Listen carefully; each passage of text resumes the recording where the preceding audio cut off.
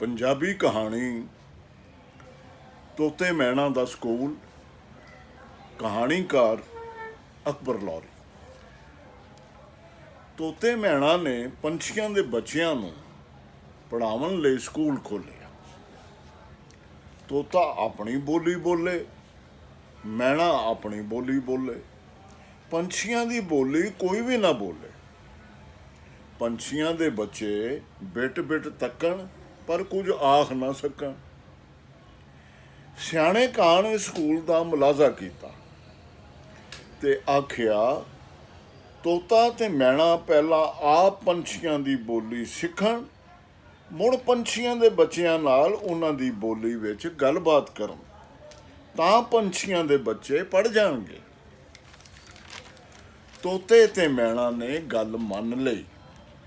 ਇਹਨਾਂ ਪੰਛੀਆਂ ਦੀ ਬੋਲੀ ਸਿੱਖ ਲਈ ਤੇ ਮੁੜ ਬੱਚਿਆਂ ਨੂੰ ਪੜ੍ਹਾ ਕੇ ਹੁਸ਼ਿਆਰ ਕਰ ਦਿੱਤਾ।